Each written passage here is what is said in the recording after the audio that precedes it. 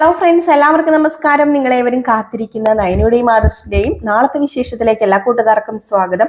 എല്ലാവർക്കും നല്ലൊരു ശുഭരാത്രി നേർന്നുകൊണ്ട് നമുക്ക് നാളത്തെ വിശേഷത്തിലേക്ക് കിടക്കാം. അതിനു മുമ്പായിട്ട് ആരെങ്കിലും ആദ്യമായിട്ട് നമ്മുടെ ചാനൽ കാണുന്നുണ്ടെങ്കിൽ ഒന്ന് സബ്സ്ക്രൈബ് ചെയ്ത് വെച്ചേക്കണം കേട്ടോ. അതിനോടൊപ്പം എല്ലാവരും ഒന്ന് ലൈക്ക് അടിച്ചിട്ട് പോകാൻ വേണ്ടി ശ്രദ്ധിക്കണം, നമ്മുടെ വീഡിയോ ഇഷ്ടപ്പെടുകയാണെങ്കിൽ. അപ്പം നേരെ നമുക്ക് നാളത്തെ വിശേഷത്തിലേക്ക് തന്നെ കിടക്കാം. അപ്പം ഇന്ന് തന്നെ ഞെട്ടിക്കുന്ന ആ ഒരു സത്യം നമ്മുടെ കനക മനസ്സിലാക്കിയില്ല എങ്കിലും ആ ഞെട്ടിക്കുന്ന ഒരു കാഴ്ച കണ്ട് ഞെട്ടലോടുകൂടി ഇങ്ങനെ നിൽക്കുകയായിരുന്നല്ലേ. അവസാന സീൻ അത് തന്നെയായിരുന്നു. അങ്ങനെ നമ്മുടെ ദേവയാനിയും നയനിയും പ്രാർത്ഥിച്ചിട്ട് അവിടെ നിന്ന് പ്രസാദമൊക്കെ മേടിച്ചിട്ട് ഇറങ്ങി വരികയാണ്. അപ്പൊ ഇതെല്ലാം പാത്തും പതുങ്ങിയും ഒക്കെ നിന്നിട്ട് കനക കാണുക, എൻ്റെ ഈശ്വര, എൻ്റെ കുഞ്ഞിനെ കൊണ്ടുവന്നിട്ട് ഇനി വേറെ എന്തെങ്കിലും വഴിപാട് കഴിപ്പിക്കാനോ അവളുടെ മനസ്സ് മാറ്റിക്കാനോ ഇനി എന്തിനാണെന്ന് അറിയില്ലല്ലോ. എന്തായിരിക്കും ആദർശന്റെ അമ്മയുടെ ഈ ഒരു പുറപ്പാടെന്നൊക്കെ ഓർത്ത് പേടിച്ച് വിറച്ചാണ് നമ്മുടെ കനക നേരെ താഴെ അമ്പലത്തിലേക്ക് ചെല്ലുന്നത്. അപ്പം നയനിയും ദേവയാനിയും കൂടെ ആ ഒരു അമ്പലത്തിൽ നിന്ന് പോയ ഒരു സമയത്താട്ടോ ചെല്ലുന്നത്. അങ്ങനെ ആ ഒരു സമയത്ത് അങ്ങോട്ടേക്ക് ചെല്ലുകയാണ്. അപ്പൊ അങ്ങോട്ടേക്ക് ചെന്നു ഇവരില്ലാത്ത സമയത്ത്, അതായത് ഇവർ പോയപ്പം. എന്നിട്ട് ശാന്തിയോട് ചോദിച്ചു, അല്ല ശാന്തി, ഇപ്പൊ പോയവരെ അറിയുമല്ലേ? അത് പിന്നെ എൻ്റെ മോളല്ലേ? ശരിയാണല്ലോ, കനകയുടെ മോളായിരുന്നല്ലോ അല്ലേ? പണ്ട് ആ കുട്ടി ഒരുപാട് തവണ ഇവിടെ വന്നിട്ടുണ്ട്, എനിക്കറിയാം. പക്ഷെ പെട്ടെന്ന് എനിക്ക് ഓർമ്മ കിട്ടിയില്ല. എന്താ പ്രശ്നം? അത് പിന്നെ എൻ്റെ മോളെ അവരുടെ അമ്മായിയമ്മ ഇവിടെ കൂട്ടിക്കൊണ്ട് വന്നത് എന്തിനാന്ന് എനിക്കറിയില്ല ശാന്തി. അത് മാത്രമല്ല, അവർ രണ്ടും ഭയങ്കര ശത്രുക്കളാ. ഇനിയിപ്പൊ എൻ്റെ കുഞ്ഞിനെതിരെ എന്തെങ്കിലും ചെയ്യാനോ മറ്റോ ആണോ എന്നിങ്ങനെ ശാന്തിയോട് ചോദിച്ചപ്പോഴത്തേക്കും, പൊട്ടത്തരം വിളിച്ചു പറയാതെ എൻ്റെ കനകെ, അങ്ങനെ അവർ ശത്രുക്കളാണെങ്കിൽ ഇപ്പൊ അവർ ശത്രുക്കളല്ല, ആയിരുന്നു എന്ന് പറഞ്ഞാൽ മതി. ഇപ്പൊ അവർ ശത്രുക്കളല്ല, ഇപ്പൊ അവർ ഏറ്റവും നല്ല അമ്മായിയമ്മയും മരുമകളുമാണ്.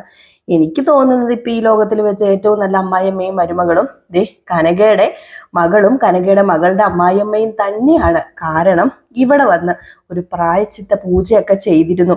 അതുമാത്രമല്ല, മരുമകൾക്ക് വേണ്ടി എന്തൊക്കെയോ വഴിപാടുകൾ നടത്തി. മരുമകളായിട്ടല്ല, മകളായിട്ടാ ചേർത്ത് പിടിച്ചു നിർത്തിയത്. ഇനിയിപ്പൊ അവര് തമ്മിൽ അങ്ങനെ ഒരു പ്രശ്നം ഉണ്ടെങ്കിൽ ആ പ്രശ്നങ്ങളൊക്കെ തീർന്നു കനകെ. അവർ തമ്മിൽ ഒരു പ്രശ്നമില്ല, ഇനി ആർക്കും അവരെ പിരിക്കാനും പറ്റില്ല. അതുപോലെ അവർ ഒന്നായി എന്ന് പറഞ്ഞു. ഇത് കേട്ടതും, സത്യമാണോ ശാന്തി പറയുന്നതെന്ന് ചോദിച്ചു. ഞാൻ കള്ളം പറയുന്നത് എന്തിനാ? എനിക്ക് സത്യം പറഞ്ഞിട്ടോ കള്ളം പറഞ്ഞിട്ടോ ഒന്നും കിട്ടാനില്ല. അപ്പൊ പിന്നെ എനിക്ക് സത്യം പറഞ്ഞാൽ പോരെ? പിന്നെ ഞാൻ ഇവിടെ ദേവിക്ക് പൂജ ചെയ്തു വരുന്ന ശാന്തിയാണല്ലോ. അപ്പൊ അതുകൊണ്ട് ഞാൻ എന്തിനാ കനകെ കള്ളം പറയണത്? എനിക്ക് കള്ളം പറയേണ്ട കാര്യമുണ്ടോ? നിന്റെ മകള് ഭാഗ്യവതിയാ. നല്ല സ്നേഹമുള്ള ഒരു അമ്മായിയമ്മേനെയാണ് അവൾക്ക് കിട്ടിയിരിക്കുന്നത്.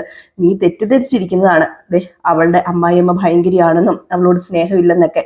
പക്ഷെ അങ്ങനെയല്ല, അവൾക്ക് കിട്ടാവുന്നതിൽ ഏറ്റവും നല്ലൊരു അമ്മായിയമ്മേനെയാണ് അവൾക്ക് കിട്ടിയിരിക്കുന്നത്. ധൈര്യമായിട്ട് കനകദുർഗ ഇവിടുന്ന് പൊക്കോളൂ, ഒരു കുഴപ്പം ഉണ്ടാവില്ലെന്നേ എന്നിങ്ങനെ ശാന്തി പറഞ്ഞ് നമ്മുടെ കനകയെ വിടുകയാണ്. അപ്പം കനകയാണെങ്കിൽ ഓഹോ, അപ്പൊ അമ്മായിയമ്മയും മരുമകളും ഒന്നിച്ചു. അങ്ങനെ ഒന്നിക്കണമെന്നുണ്ടെങ്കിൽ കരൾ കൊടുത്തത് എൻ്റെ മകളാണെന്ന് അറിഞ്ഞിട്ടുണ്ട് ആദർശിൻ്റെ അമ്മ. അല്ലാതെ ഒരിക്കലും അങ്ങനെ ഒരു കൂടിച്ചേരൽ നടക്കില്ലല്ലോ. ഏതായാലും എന്നെ ഇട്ട് വട്ടം കളിപ്പിക്കല്ലേ. തിരിച്ച് ഞാനും അറിഞ്ഞ് ഭാഗം അങ്ങോട്ട് കൊടുക്കണ്ട, എനിക്കും അങ്ങോട്ട് വട്ടം കറക്കിക്കാം, ഞാനും അങ്ങോട്ട് വട്ടം കറക്കാം എന്നൊക്കെ പറഞ്ഞിങ്ങനെ നമ്മുടെ കനകദുർഗ നേരെ വീട്ടിലേക്ക് പോവുകയാണ് ചെയ്തത്. ഇതേ സമയം ആയിക്കോട്ടെ, ആദ്യത്തെ ശമ്പളം കൊടുക്കാൻ വേണ്ടി നമ്മുടെ നയന എങ്ങോട്ടേക്ക് പോകുന്നു? നേരെ ദേവയാനിയുടെ അടുത്തേക്ക് പോകുന്നു. നമ്മുടെ കനകയുടെയും ഗോവിന്ദന്റെ അടുത്തേക്ക് പോവുകയാണ്. അപ്പൊ ദേവയാനി പറഞ്ഞു വിടുകയാണ് കേട്ടോ. ഇപ്പൊ ദേവയാനി പകുതി വഴിയിൽ വെച്ച ഒരു ഓട്ടോകളൊക്കെ വിളിച്ചാണ് പറഞ്ഞു വിടുന്നത്. തിരിച്ചു വന്നാൽ മതി, എന്നിട്ട് നമുക്ക് പർച്ചേസിനൊക്കെ പോകാം. ഏതായാലും മോള് കൊണ്ടുപോയി അച്ഛനും അമ്മയ്ക്കും പൈസ മോളുടെ ആ ഒരു ശമ്പളത്തിൽ നിന്ന് കിട്ടിയ വീതം കൊടുക്കുക എന്ന് പറഞ്ഞു കൊടുക്കാൻ വേണ്ടി പോയി. അങ്ങനെ നമ്മുടെ നയനയെ കണ്ടത് ഒരു കള്ള നോട്ടത്തോടും കള്ള ചിരിയോടൊക്കെ കൂടിയാണ് കനക ഇങ്ങനെ നിൽക്കുന്നത്. അപ്പം കനക വേറെ ആരോടും ഇത് പറയാനൊന്നും പോയില്ല, ഗോവിന്ദനോടൊന്നും പറയാൻ പോയില്ല കേട്ടോ. അപ്പം പെട്ടെന്ന് നയന കയറി ചെന്ന് കഴിഞ്ഞപ്പോഴത്തേക്കും നയന നമ്മുടെ കനകയുടെ ചിരിയൊക്കെ കണ്ടിട്ട്, എന്തു പറ്റി? ഭയങ്കര സന്തോഷമാണല്ലോ അമ്മയ്ക്ക്. എന്താ പറ്റി? വല്ല ലോട്ടറി അടിച്ചോ? ലോട്ടറി അടിച്ചാൽ ഞാനിപ്പോ സന്തോഷിക്കോ? എനിക്ക് ലോട്ടറി അടിക്കണം, ഞാൻ ലോട്ടറി എടുക്കാറ് പോലും ഇല്ലല്ലോ മോളെ. പിന്നെ എന്താ പറ്റിയത് അമ്മയ്ക്ക്? ഭയങ്കര ചിരി. ഒന്നുമില്ല, എനിക്ക് എന്താ മനസ്സിന്റെ സമാധാനം തോന്നി. അയ്യോ, നന്ദു അകത്ത് ചിക്കൻ ബോക്സ് ആയിട്ട് കിടക്കുമ്പോഴാണോ അമ്മയ്ക്ക് മനസ്സിന് സമാധാനം തോന്നുന്നത്? അത് ദേവി അനുഗ്രഹിച്ചതല്ലേ അവക്ക് ചിക്കൻ ബോക്സ് വന്നത്? ഓഹോ, അത് ശരി. അല്ല, മോളെന്താ ഇപ്പൊ ഇങ്ങോട്ടേക്ക് വന്നത്? മോൾ ഇങ്ങോട്ടേക്കായിട്ട് വന്നാണോ? അല്ല, മോൾ എവിടെയെങ്കിലും പോയിട്ട് വരുന്ന വഴിയാണോ? അത് പിന്നെ അമ്മേ, ഞാൻ ഒരു അമ്പലത്തിൽ പോയി, പിന്നെ ഞാനിപ്പോ ഇങ്ങോട്ടേക്ക് വന്നത്. എനിക്ക് ആദ്യത്തെ ശമ്പളം കിട്ടി. ആദ്യത്തെ ശമ്പളം കിട്ടിയെന്നോ? എവിടെന്ന്? മൂർത്തീസ് ജ്വല്ലറിന്നോ? എനിക്ക് ആദർശേട്ടൻ ഈ മാസം ആദ്യത്തെ ശമ്പളം തന്നു, അത് അച്ഛനെ അമ്മനെ ഏൽപ്പിക്കാൻ വേണ്ടിയാണ് വന്നത് എന്ന് പറഞ്ഞു. അപ്പം നമ്മുടെ ഗോവിന്ദനും ഇറങ്ങി വന്നു കേട്ടോ. ഗോവിന്ദൻ ഇറങ്ങി വന്നിട്ട്, ആണോ മോളെ, എന്തിനാ മോളെ അത് ഏൽപ്പിക്കാനായിട്ട് മോൾ ഇങ്ങോട്ടേക്ക് വന്നത്? അല്ല, അച്ഛനും അമ്മയ്ക്കും ആണല്ലോ ഞാനത് തരേണ്ടത്. എനിക്ക് ജന്മം തന്ന് എന്നെ ഇത്രയും വളർത്തി വലുതാക്കി. എനിക്ക് ഇങ്ങനെ ഒരു കഴിവ് പകർന്നു കിട്ടിയത് എൻ്റെ അച്ഛൻ്റെ കയ്യിൽ നിന്നല്ലേ. അപ്പൊ പിന്നെ എനിക്ക് കിട്ടുന്ന ആദ്യത്തെ ശമ്പളം നിങ്ങൾക്കല്ലേ തരേണ്ടത്. അപ്പോഴാണ് നമ്മുടെ കനകദുർഗ പറഞ്ഞത്, അതെങ്ങനെ ശരിയാകും? നിനക്ക് കിട്ടിയ ആദ്യത്തെ ശമ്പളം നീ ആർക്കാ കൊടുക്കേണ്ടതെന്ന് അറിയാമോ? അല്ല, ആർക്കമ്മേ കൊടുക്കേണ്ടത്? അത് നിന്നെ സ്നേഹിക്കുന്ന നിന്റെ അമ്മായിയമ്മയ്ക്ക്. പെട്ടെന്ന് നയന പേടിച്ചു പോയോ. എന്താ, എന്നെ സ്നേഹിക്കുന്ന എൻ്റെ അമ്മായിയമ്മയോ? നിന്നെ സ്നേഹിക്കുന്ന നിന്റെ അമ്മായിയമ്മ. എന്താ എന്താ ഞാൻ പറഞ്ഞതിൽ വല്ല തെറ്റുകൊണ്ടോ? എന്നെ സ്നേഹിക്കുന്ന അമ്മായിയമ്മയല്ല, എന്നെ സ്നേഹിക്കാത്ത അമ്മായിയമ്മ. ഓ, അങ്ങനെയെങ്കിൽ അങ്ങനെ, ഞാൻ വെറുതെ കളിയാക്കി പറഞ്ഞതേ ഉള്ളൂ. അല്ല, ദേവയാനി ഇപ്പൊ എങ്ങനെയാ? ആദർശിന്റെ അമ്മ ഇപ്പൊ എങ്ങനെയാ?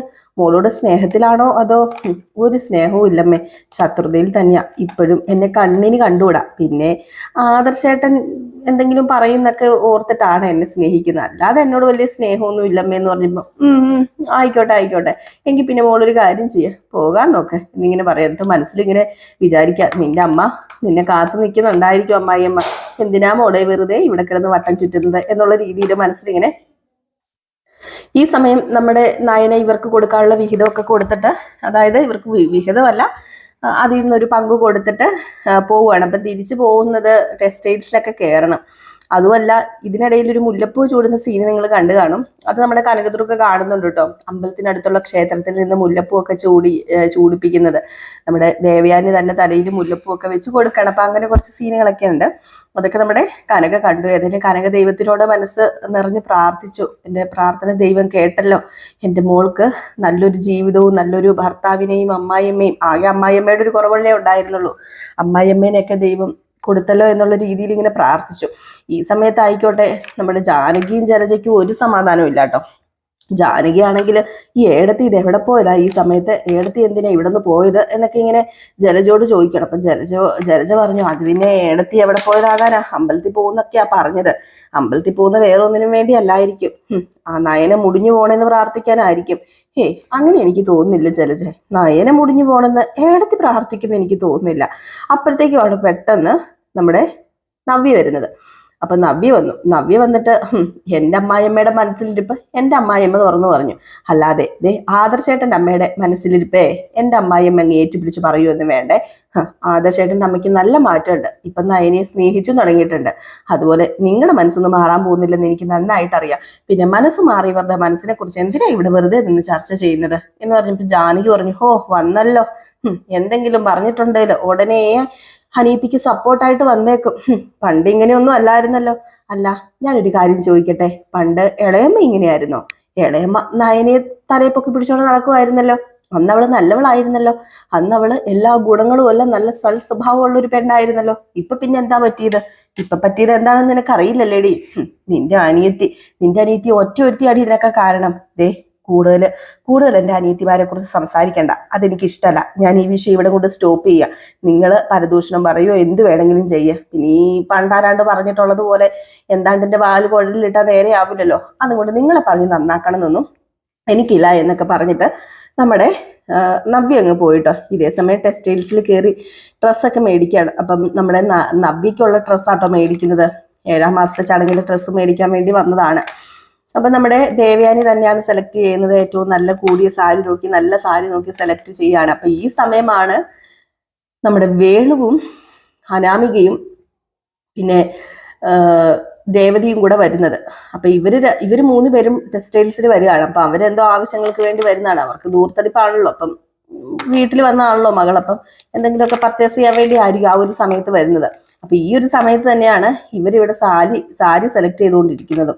ഏതായാലും ഈ കാഴ്ച കാണുകയാണ് നമ്മുടെ അനാമികയും വേണുവും രേവതിയും കൂടി ഈ കാഴ്ച കാണുന്നുണ്ട്. പക്ഷെ അതിൽ നിന്നൊക്കെ രക്ഷപ്പെടാൻ വേണ്ടി പല നുണകൾ പറയുന്നുണ്ട് ദേവയാനി. വേറൊന്നുമല്ല, നയനിക്ക് വേണ്ടി വന്നതല്ല ഞാന്, നവ്യക്കൊരു സാരി എടുക്കാൻ വേണ്ടി വന്നതാ. എനിക്കറിയില്ലല്ലോ അവളുടെ ആ ഒരു ടേസ്റ്റ് ഒന്നും, അത് അനീതിയായി ഇവക്കല്ലേ അറിയത്തുള്ളൂ. അപ്പൊ പിന്നെ ഈ പണ്ടാരത്തിനെ കൂടെ കൂട്ടല്ലാതെ വേറൊരു നിവർത്തി ഇല്ലല്ലോ. അവളിപ്പം വയ്യാണ്ടിരിക്കുകയാണല്ലോ, ഗർഭിണിയാണല്ലോ, അതുകൊണ്ടാണ് ഇവളെയും കൂട്ടി വന്നത്. എന്ത് ചെയ്യാനാ എന്നൊക്കെ പറഞ്ഞുകൊണ്ട് വല്ലാത്ത രീതിയിൽ ഇങ്ങനെ നമ്മുടെ ദേവയാനി വേണുവിനോട് രേവതിയോടൊക്കെ സംസാരിക്കുകയാണ്. അപ്പൊ രാമിക പറയുന്നുണ്ട്, എന്തിനാ വല്യമ്മയെ വെറുതെ ഇവളെ കൂട്ടിക്കൊണ്ട് വന്നത്, ഇവളെ കൂട്ടിക്കൊണ്ട് വരുന്നതിന്റെ ഒരു ആവശ്യമില്ലായിരുന്നല്ലോ, ഇവളിങ്ങനെ കൊണ്ട് പുറകെ നടന്നിട്ടാണ്. ഇവക്കിപ്പോ അഹങ്കാരം എന്ന് പറയുമ്പോഴത്തേക്കും ഇവളുടെ അഹങ്കാരം എൻ്റെ അടുത്തൊന്നും വെച്ചേക്കാൻ പറ്റത്തില്ല, ഇവളുടെ അഹങ്കാരത്തിന് ഞാൻ നല്ലത് കൊടുക്കും എന്നൊക്കെ ദേവയാനി നമ്മുടെ നയനയെ കുറ്റപ്പെടുത്തി സംസാരിക്കുന്നൊക്കെ ഉണ്ട് കേട്ടോ. ഏതായാലും ഇവര് വിവരങ്ങള് കാണുകയും ഇവര് ആ ഒരു സീന് കാണുകയൊക്കെ ചെയ്തു. ചെറിയ ചെറിയ സംശയങ്ങൾ എല്ലാവരുടെയും മനസ്സിൽ ഓടിക്കൊണ്ടിരിക്കുകയാണ്. അപ്പൊ ഏകദേശം ഈ ഒരു സീനൊക്കെ കാണിച്ചിട്ടാണ് നാളത്തെ വിശേഷം അവസാനിക്കുന്നത്. അപ്പൊ എല്ലാവരും കാത്തിരിക്കുക, അടിപൊളി വിശേഷമാണ് വരാൻ പോകുന്നത്. അപ്പൊ ഇത് മിസ് ചെയ്ത് കളയരുത്. നാളെ രാവിലെ 7:30 ആകുമ്പോൾ ഫുൾ വിശേഷവുമായിട്ട് വരാട്ടോ. അപ്പൊ ഡയലോഗ് സഹിതമാണ് നമ്മൾ എല്ലാ ദിവസവും വിശേഷം ഇടാറുള്ളത്. നാളെയും ഡയലോഗ് സഹിതമുള്ള വിശേഷവുമായിട്ട് വരുന്നതായിരിക്കും. ഏകദേശം ഇതുപോലത്തെ രീതിയിൽ തന്നെയാണ് കഥ മുന്നോട്ടേക്ക് പോകുന്നത്. പിന്നെ ഇന്ന് ഇച്ചിരി വ്യൂസ് കുറവായിരുന്നു എന്ന് തോന്നുന്നു. പൊതുവേ നമ്മുടെ യൂട്യൂബിന് ഇച്ചിരി മന്ദഗതിയാണ്. ഇപ്പം ആൾക്കാരൊക്കെ കുറച്ച് വ്യൂസ് ഒക്കെ കുറവാണ്. എന്താണെന്ന് അറിയത്തില്ല. യൂട്യൂബിന്റെ പ്രശ്നമാണോ എൻ്റെ പ്രശ്നമാണോ അതോ ഇനിയിപ്പം കാണുന്ന നിങ്ങളുടെ പ്രശ്നമാണോ എന്നൊന്നും അറിയില്ല. അപ്പൊ ഏതായാലും കാത്തിരുന്ന് തന്നെയാണ്. അപ്പൊ എല്ലാവരും കാത്തിരിക്കുക. അടുത്ത വിശേഷവുമായിട്ട് നാളെ രാവിലെ ഒരു 7:30 ആകുമ്പോൾ വരാം. അതിനു മുമ്പ് രേവതിയുടെയും സച്ചിയുടെയും കഥയായിട്ട് വരണമല്ലോ അല്ലേ. സോറി, രേവതിയുടെയും സച്ചിയുടെയും കഥ ഒരു 6:53 ഇടുവേ. അപ്പം കാണാം കേട്ടോ. അപ്പൊ എല്ലാവർക്കും ടാറ്റാ ബൈ ബൈ.